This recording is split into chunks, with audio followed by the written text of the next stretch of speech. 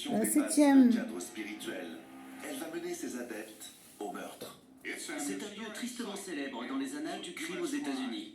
Le ranch Parker dans la vallée de la mort, où Charles Manson et ses disciples se sont cachés suite à une série de meurtres horribles qui ont fait la une des journaux du monde entier en 1969. Bienvenue dans la famille Manson. Entre 1967 et 1969, des marginaux, des fugueurs et des jeunes en perte de repère se rallient à un ex-détenu devenu un dangereux gourou, Charles Manson. Si je voulais tuer quelqu'un, je prendrais ce livre et je te frapperais à mort. Et ça ne me ferait absolument rien. Né en 1934 à Cincinnati, dans l'Ohio, Manson est un musicien raté et un professionnel du crime. Il profite de la contre-culture des années 60 pour manipuler et droguer des jeunes femmes vulnérables afin de mieux les contrôler. À son apogée, la famille Manson compte entre 50 et 100 membres.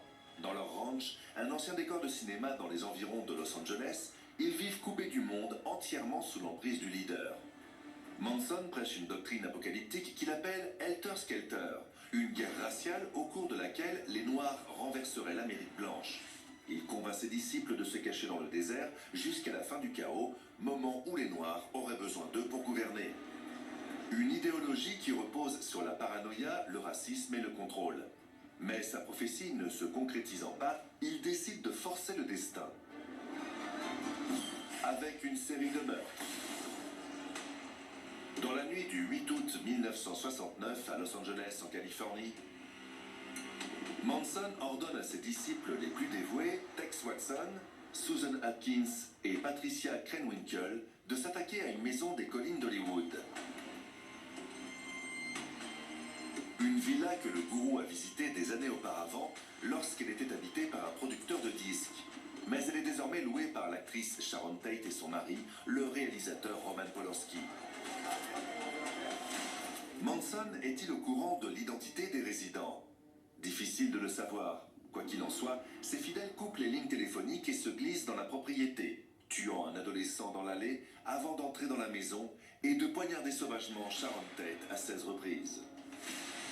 Avec elle, 4 autres personnes sont également assassinées, dont Abigail Folger, héritière d'une marque de café. Les meurtriers laissent derrière eux une scène d'horreur avec le mot « Pigs » écrit sur les murs. Les porcs, c'est ainsi que les mouvements de la gauche révolutionnaire, comme les Black Panthers, appellent la police et les autorités. Manson veut leur faire porter le chapeau pour attiser des tensions raciales et déclencher la guerre qu'il a prédite. La nuit suivante, le gourou ordonne une nouvelle attaque, cette fois au domicile de Leno et Rosemary LaBianca, un couple aisé à qui il aurait déjà rendu visite. Ses adeptes massacrent les deux innocents et laissent à nouveau des messages sanglants sur les murs, dans le but insensé de déclencher une guerre raciale. Mais en novembre 1969, Manson et ses disciples sont arrêtés. Pendant son procès, il multiplie interruptions et provocations, comme ce X gravé sur son front. Mais jamais il ne perd son sang-froid. Et comme ses disciples, il est sans remords. On n'imagine pas une seconde qu'il ne sorte pas, parce qu'il va sortir, c'est sûr. Et il sortira quand toutes les prisons s'ouvriront et que tout le monde sera libre. En janvier 1971, Manson, Watson, Krenwinkel et Atkins sont tous condamnés à mort. Mais l'année suivante, la Californie abolit temporairement la peine de mort et commune leur peine en prison à vie. Derrière les barreaux, Manson continue de semer le chaos. Pourquoi me traiter de meurtrier? Je n'ai jamais tué personne. Je n'ai pas besoin de tuer qui que ce soit. Je le pense, c'est tout. Ses interviews sont déroutantes, ses propos énigmatiques, et pourtant, même derrière les barreaux, Manson continue à fasciner ses adeptes.